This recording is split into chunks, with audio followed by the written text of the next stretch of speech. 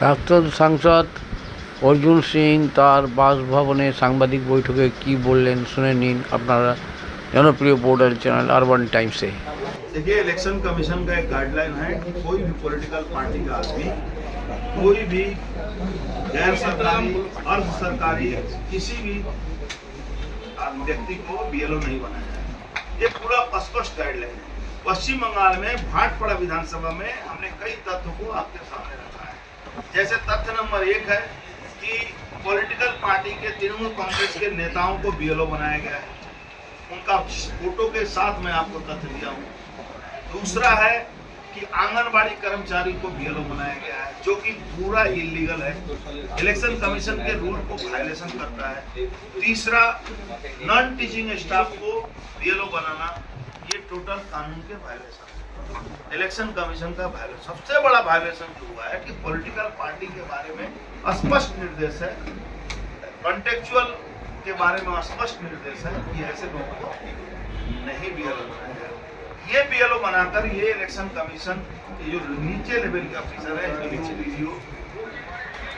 ये लोग पूरी तृणमूल के दलाली करते हैं।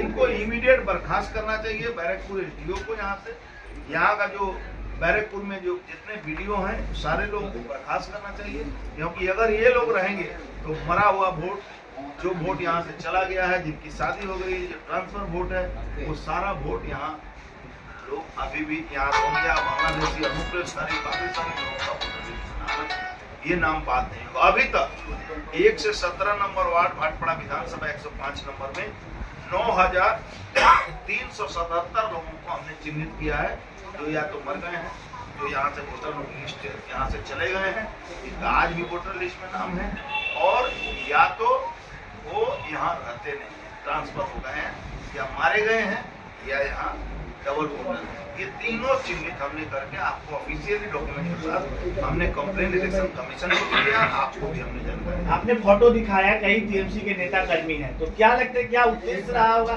इन लोगों को बीएलओ? उद्देश्य कुछ नहीं है। उद्देश्य एक ही है कि ममता बनर्जी की सरकार फॉल्स वोटर पर टिकी हुई है। ये 1.5 करोड़ वोटर यहाँ फॉल्स वोटर है, जो मरे हुए लोगों का वोट ये पुलिस और गुंडों की सहायता से ये सरकार दिलवाती है।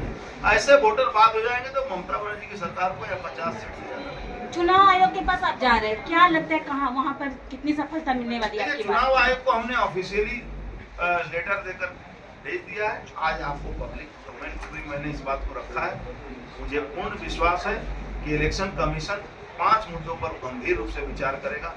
ये SIR होना चाहिए, जिसमें डेड वोटर, जो रोहिंग्या, अनुप्रवेशकारी, बांग्लादेशी, मुसलमान वोटर जो यहाँ हैं, एक आदमी का 3 वोट है, उसको बात देना। जो यहाँ नहीं रहते हैं उनका वोटर लिस्ट नाम। दूसरा है SOP चेंज करना। SOP चेंज करने का मतलब होता है कि पूरे देश में इलेक्शन कमीशन के जो अधिकारी होते हैं, प्रिजाइडिंग ऑफिसर और first pulling, second pulling, third pulling, इनको छोड़कर सिर्फ बूथ के कैबिनेट के भीतर एक आदमी जाता है जो वोटर होता है। उसके बाद पैरामिलिट्री फोर्स रहती है, उसके बाद पॉलिटिकल पार्टी के एजेंट रहते हैं। एकमात्र बंगाल है कि सारे पॉलिटिकल पार्टी के एजेंट भीतर में रहते हैं और वो जाके उसको मैनिपुलेट करते हैं।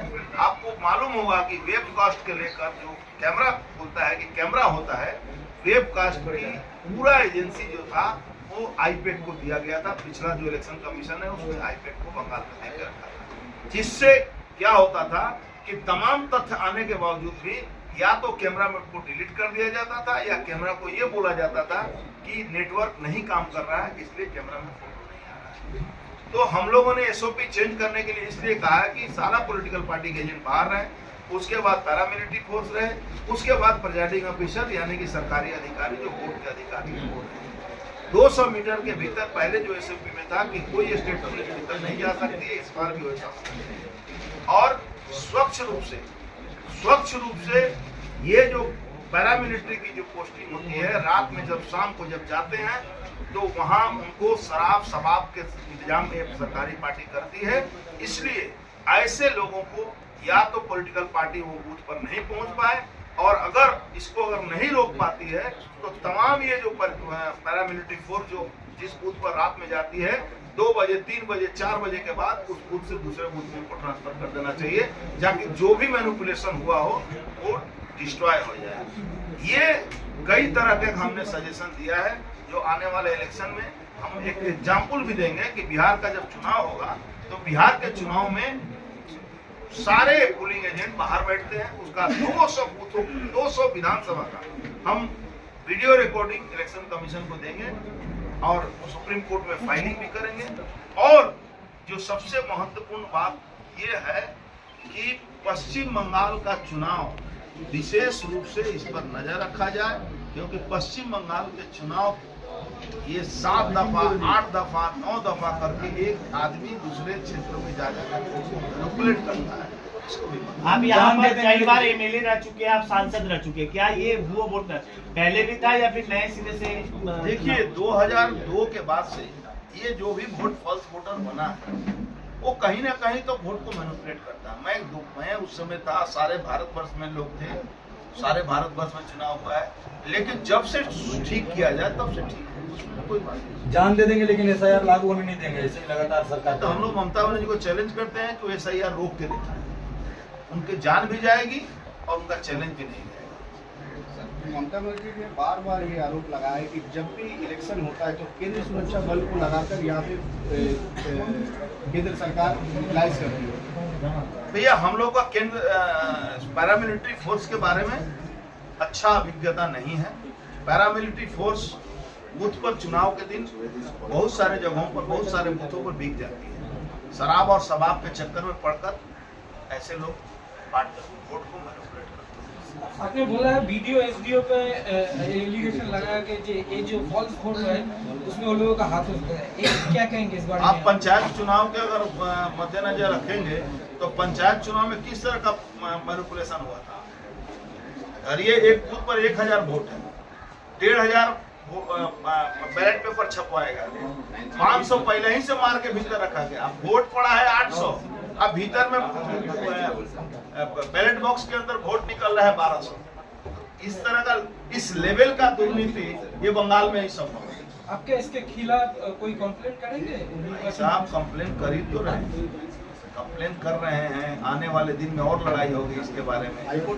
बिहार में जिस तरह से बायोमेट्रिक चुनाव वोट होने जा रहा है, बायोमेट्रिक के बाद ही आपका मशीन खुलेगा, तो बंगाल में भी होना चाहिए।